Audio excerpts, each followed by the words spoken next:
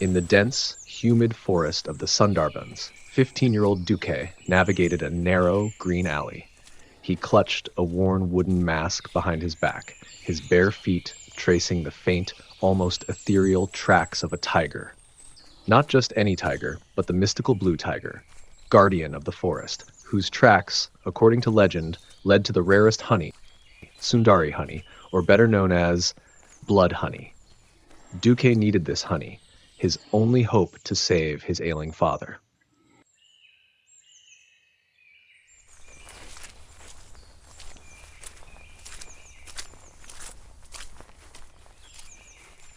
He had promised his father he would return by sunset, a promise that hung heavy in the air, thick with the scent of mangrove and the unspoken fear of what might happen if he failed. His father, once a legendary honey collector, a muli, had shared a secret passed down through generations. Dukhe, like his forefathers, possessed the rare gift to see the tracks of the blue tiger, the embodiment of King Dakshin Ray, the deity of all tigers and ruler of the forest. Keep your heart pure, son. His father had rasped, his voice weak but firm. The forest can smell greed. Many have fallen to the beast's teeth, lured by their own desires. The villagers both worshipped and feared Dakshin Ray, offering prayers for protection, but also whispering curses against the beast they believed brought misfortune. Dukhe knew he had to respect every tree, every rock, every leaf, understanding the protector's intentions, if he wanted to succeed where others had failed.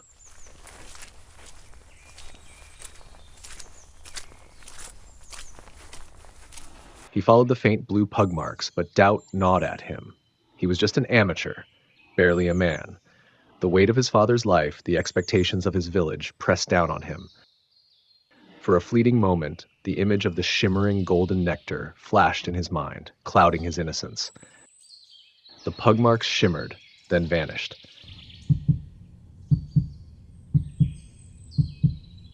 Dukhe's breath hitched in his throat. His hands trembled, and he squeezed his eyes shut, picturing his father's face, gaunt and pale on his sickbed. Had his greed cost him everything? He sank to the ground, the damp earth seeping through his thin clothes. He closed his eyes and whispered a prayer, begging for forgiveness, begging for another chance. What are you doing with the mask, son? You must wear it on your back.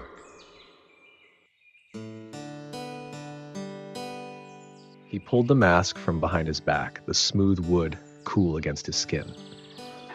It was a simple thing, carved with the face of a fierce warrior, but it held the memories of happier times. He remembered his toddler days when he would accompany his father into the forest.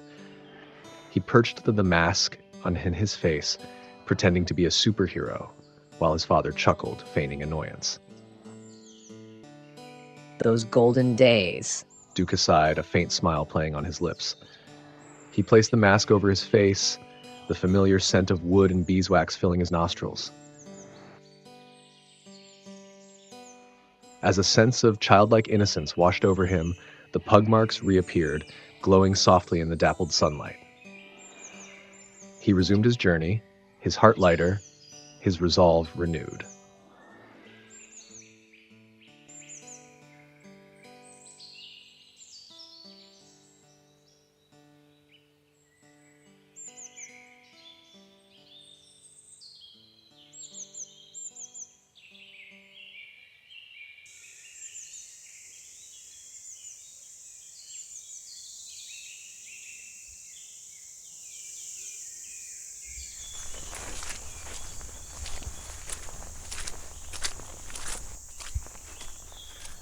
As he ventured deeper, he heard voices. He stumbled upon 3 men, their faces grim, heavy rifles slung over their shoulders. Their gestures reflected their bad intentions, as if they wanted to hunt something. Some big animal, perhaps. Forest permit, boy, the leader demanded, his voice rough. He knew Dukhe was underage. Dukhe swallowed hard. I don't have one. My father is ill. I need Sundari honey to save him. He hesitated, then added, I'm following the tracks of the blue tiger. It will lead me to the honey. The men exchanged glances. Avarice glinted in their eyes. The blue tiger, eh? Take us to it, boy. Dukhe recoiled. He saw the hatred in their faces, the burning desire to destroy the creature he was sworn to respect. No, you want to hurt it. Protecting the beast now, are you? One of the men sneered. That tiger has killed innocent villagers.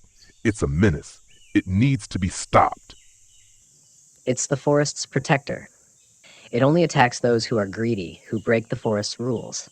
Dukhe argued, his voice trembling. The forest belongs to the villagers. They take what they desire. The leader spat. He stepped closer, his eyes glinting menacingly. I shall allow you to move further, only if you take us to the blue tiger. Dukhe's heart twisted. He was caught between his conscience and his desperate need to save his father. The time is ticking. Besides, what could he do against these men? He glanced at his slingshot, a child's toy against their weapons. All right, He whispered, the word tasting like ash in his mouth. I'll take you to it. As they journeyed deeper, Dukhe felt a growing unease. He picked up shimmering blue fur along the trail, excitedly declaring that they were getting closer. He tried to justify his actions, telling himself that maybe the tiger really did need to be stopped, that maybe he was doing the right thing. But deep down, he knew he was betraying his father, betraying the forest.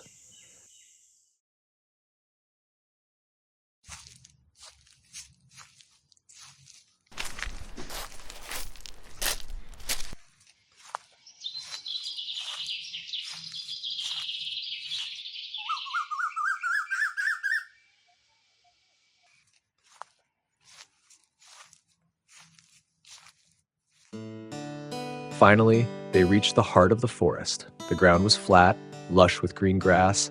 The air was cool, a soft breeze brushing gently across Dukhe's ear. This is heaven, indeed, a rightful place for a deity. Dukhe whispered. He took a deep breath, letting the sight sink into his soul. In the distance, they spotted massive trees unlike anything found along the forest's edges. Their towering branches, heavy, dripping with a golden red substance. Sundari honey. Dukhe breathed out, wonder filling his voice.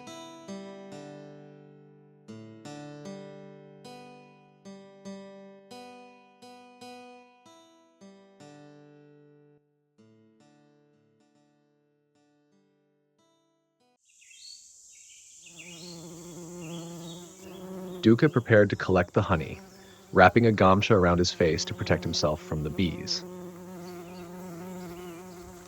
He climbed the trunk of a tree, humming softly, asking the bees for permission, before carefully slicing off a chunk of honeycomb.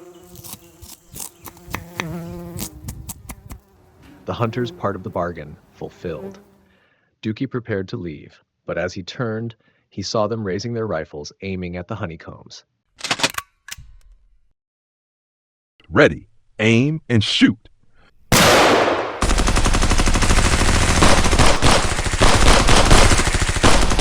Dukhe stood still, witnessing the cruelty of the so-called village protectors. The forest heard the cry of empty shells falling to the ground. Stop! I'm begging you. Dukhe cried. This is the only way to lure the beast. The leader replied, a cruel smile on his face. We're going to finish this once and for all.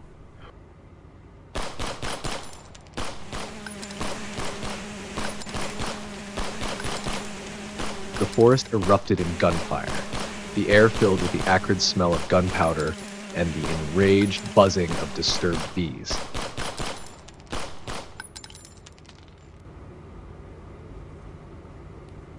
Dukhe stood frozen, his stomach churning with guilt and horror. When the shells stopped hitting the ground, silence prevailed, momentarily.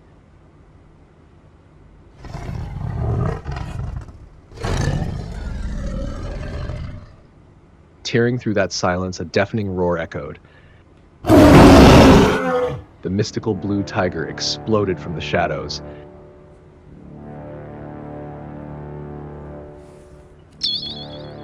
Its blue fur shimmering under the radiance of the sun. It lunged at the men, its claws extended, its teeth bared.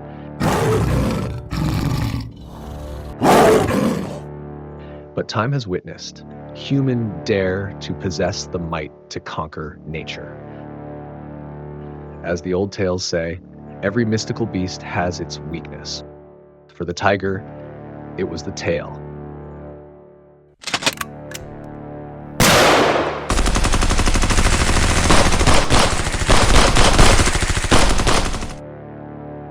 The men opened fire, bullets ripping through the air. The tiger roared in pain, but continued its attack, tearing into one of the men, silencing his screams.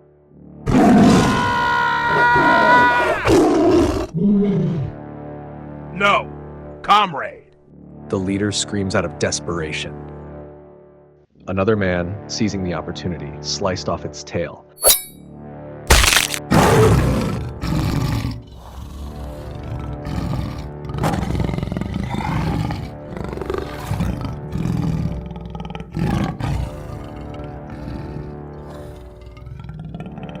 The tiger collapsed, writhing in agony.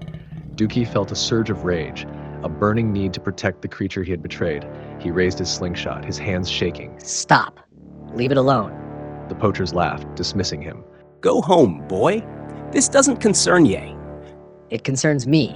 Dukhe shouted, tears streaming down his face. This is my forest. You have no right to do this.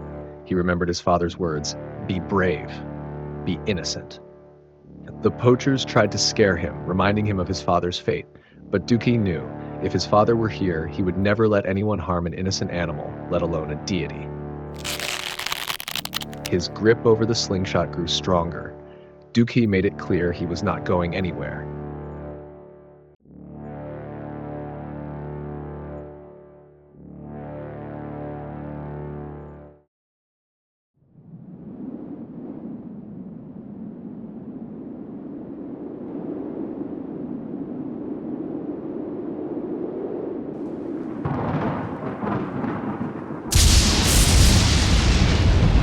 Suddenly, the sky darkened. The air grew heavy, charged with an unnatural energy. The leader, the land, it's changing. We better hurry. Hold this tail. We need it to bring reinforcement.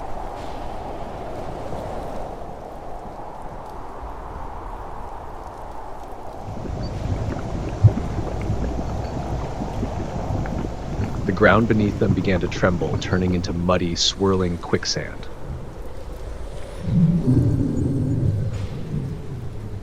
The tiger, weakened but still alive, was sucked down into the earth, disappearing as if swallowed by a portal to another world. The hunters barely managed to save themselves, clinging to the severed tail. However, Dukhe, caught off guard, was pulled down into the ground, the mud filling his mouth, choking him.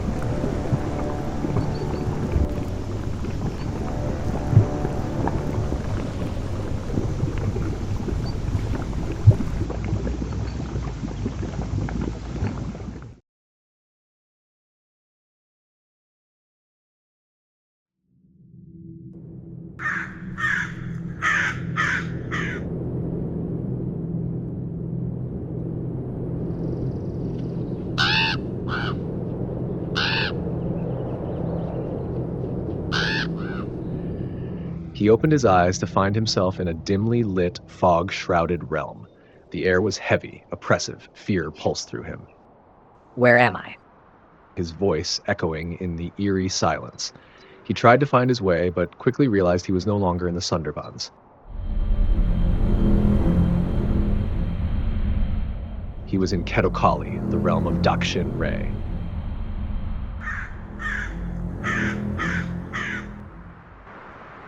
Despair washed over him. He had failed his father, failed the forest, failed himself. He began to weep, cursing his decision to fight back. He should have listened to the hunters. This is the beast's doing, trapping him while letting the real sinners go.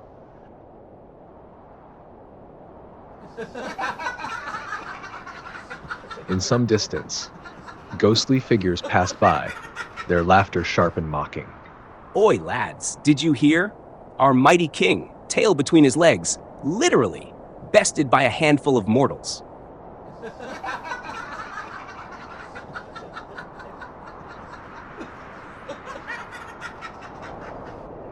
They were the servants of Dakshin Ray, souls who had fallen prey to the blue tiger, now bound to serve him in the afterlife.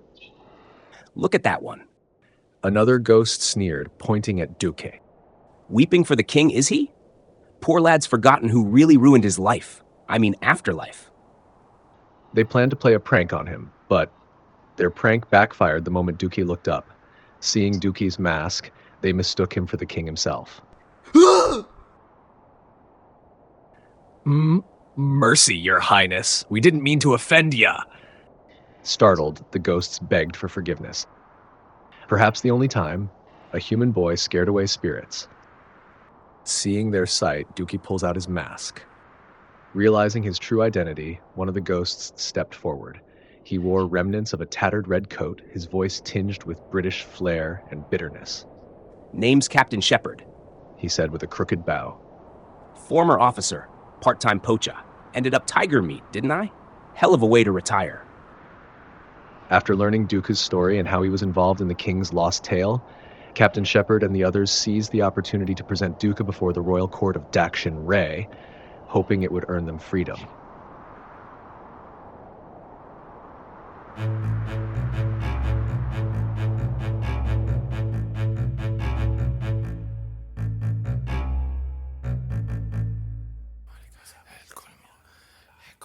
The court was in turmoil.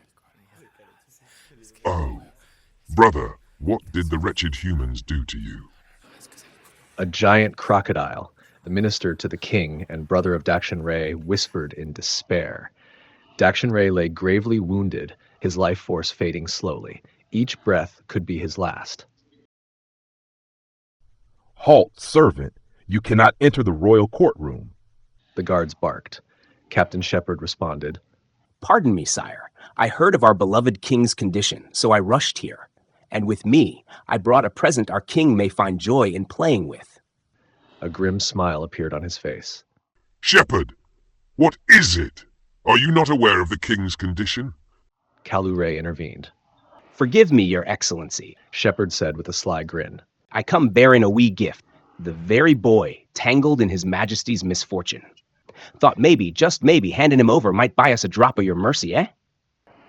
Dukhe, baffled, tried to defend himself, but Kalu Ray immediately ordered his execution. No, let me go, please. Dukhe struggled as the royal guards apprehended him.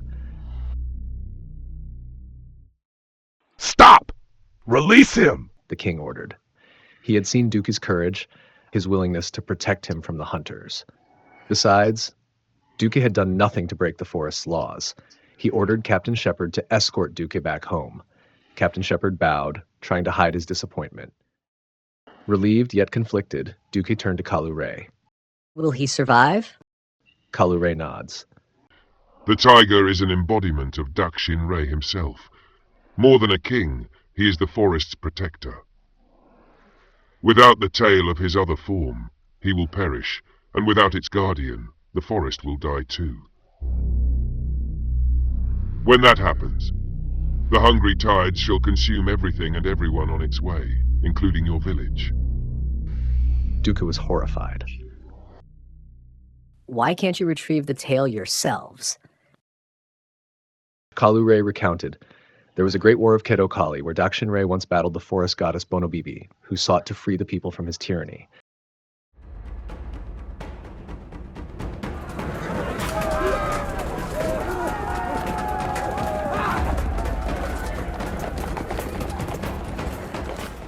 The earth trembled under the footsteps of 1,000 men. The sun hid beneath dark arrows. The once green grass turned red. Villagers swarmed into the ghostly realm of Kedokali, armed with sickles and rusted blades. They were farmers and forest dwellers, certainly not warriors, but brave, even mad enough to challenge the army of ghosts and their king, the tyrant of the forest, Dakshin Ray, king of Kedokali. Aware of their fragility, they nevertheless chose to fight for the freedom to enter the forest without being eaten alive by the cruel king. Men, women, even young boys shouldered the weight of desperation. They moved as one, breathing heavily, their hearts thundering. They fought the mighty army with sheer desperation. Mud flew as they pushed forward, but the enemy was relentless. Suddenly, a roar echoed. Riding a ferocious, tiger-drawn chariot, the king himself appeared, followed by an endless army of ghostly soldiers. Dakshin Ray charged, hurling mighty spears. Soon the air filled with the howls of dying dreams. All hope was lost. The villagers froze, accepting their fate.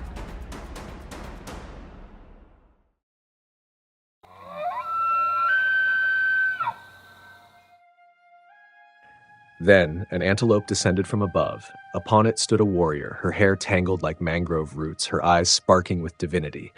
She was Bonobibi, goddess of the forest.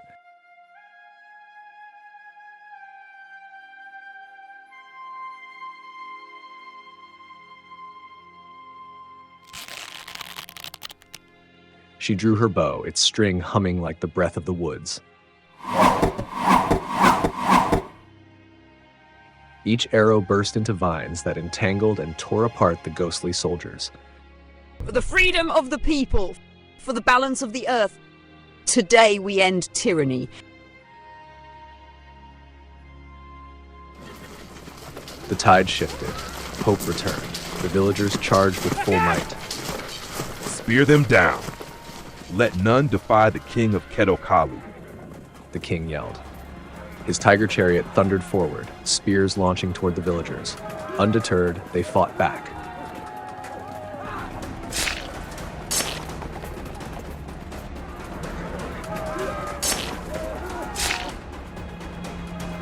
The clash reached a boiling point.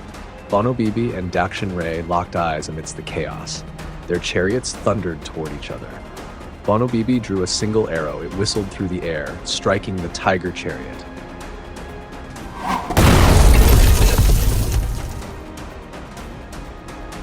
The chariot exploded in a storm of splintered wood and ghostly sparks. Dakshin Ray was cast to the ground, tumbling and battered. Bonobibi leapt from her deer chariot. As she stepped forward, crawlers, ethereal vines, roots, and tendrils erupted from the earth, slithering and tightening around Dakshin Ray. With every step she took, the grip grew stronger. The trees bent, the grass shuddered, flowers bloomed wildly. The entire forest breathed in unity with Bonobibi's wrath. She drew her sword, brilliant and terrible, ready to deliver the final blow. But suddenly, a heart-rending cry pierces the silence. Narayani, mother of Dakshin Ray, rushes from the castle ruins. She collapses before Bonobibi, pleading for her son. Mercy, O great mother of the forest, spare my son. Bonobibi hesitates. The forest seems to pause. Finally, she lowers her sword. I will spare him. But hear me, Narayani. From this day, the humans will dwell freely into the forest, and may take whatever they needed. Narayani nods, weeping with gratitude. Dakshin Ray and his royal army were banished from the mortal world, forever confined to the realm of Kedokali. The fallen king warned Bonobibi. You do not understand humans. Without my methods, they will consume the forest until nothing remains. Bonobibi agreed and declared, Humans may consume from the forest only what is necessary for survival. Any act driven by greed shall bring severe consequences. With Bonobibi's word, a treaty was forged by Narayani to maintain the balance of human consumption and forest conservation, granting Dakshin Ray the position of guardian of the forest. Thus, Dakshin Ray was allowed to venture into the forest, but only in his shape-shifting tiger form, leaving behind all his magical abilities in his realm. He would rely solely on his brute strength. Since then, Dakshin Ray, or the Blue Tiger, has been protecting the forest discreetly. Dukhe's guilt was overwhelming. After all, he had led the hunters to the Guardian. Due to his foolishness, the forest is suffering. Is there anything I can do? He asked. Kalure saw a spark of hope in the boy's eyes. He knew Dukhe possessed courage, but he needed power. They approached the weakened king to discuss the matter. Seeing the fatal wound, it seems I wasn't wrong about humans. Dukhe looks down, guilt-stricken. Dakshin Ray continued. But seeing you, it feels like my actions weren't right either. For a moment, the king reminded Dukhe of his own father, both lying on their beds, battling against time.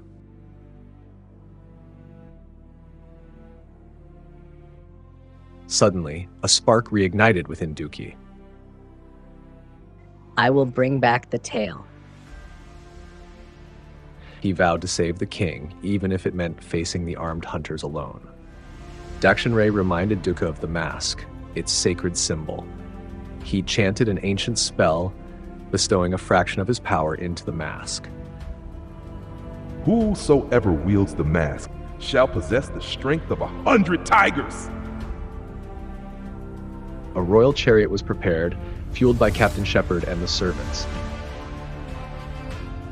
The boy who once wore the mask and pretended to be a superhero was now the chosen champion, bearer of an ancient legacy, a beacon of hope, the new guardian of the sacred forest.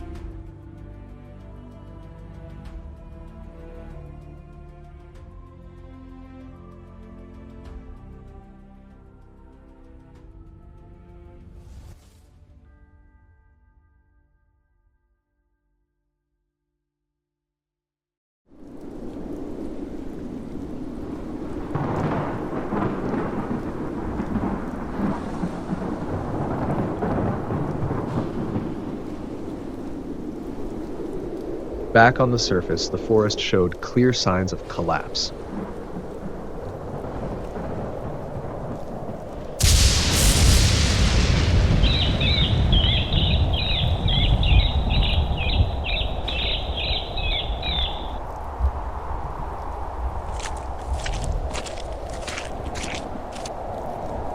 The hunters had reached the shore, plotting to return with reinforcements.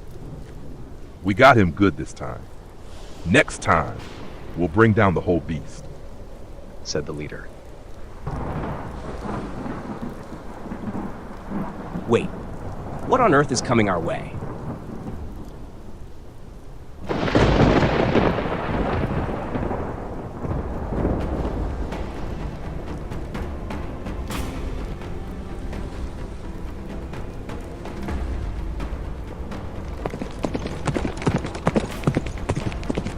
Suddenly, a ghostly chariot appeared in the sky, fueled by Captain Shepard and other servants.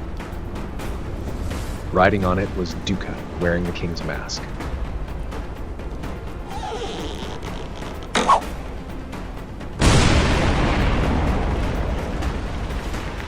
His slingshot now projected divine beams.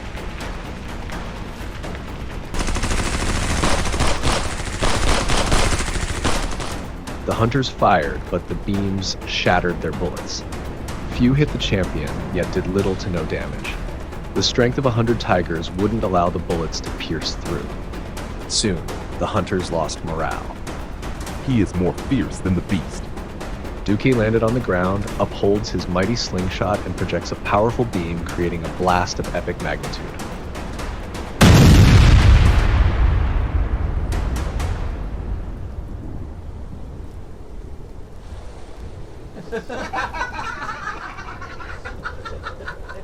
When the dust settled, the ghosts appeared one after another, striking terror into the once victorious men. Terrified, they handed over the stolen tail.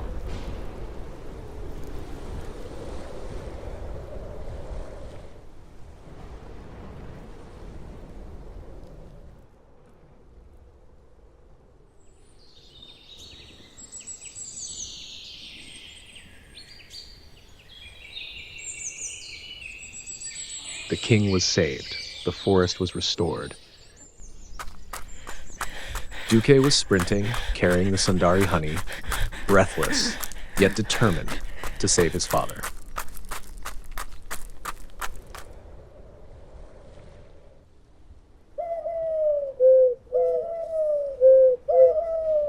He returned home, but to his surprise, everyone was mourning. His worst fear had come true. He was too late.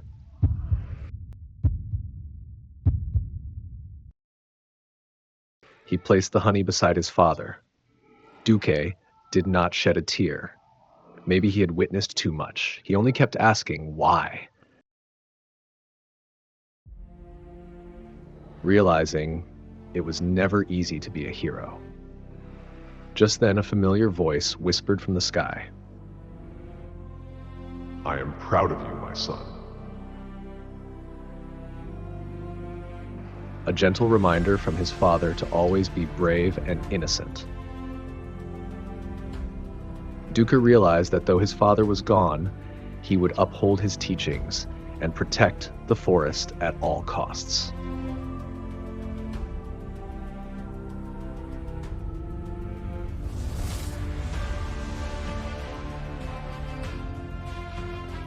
From that day on, Dukhe carried the mask with him, ready to answer the call, whenever greed threatened the balance of the Sundarbans.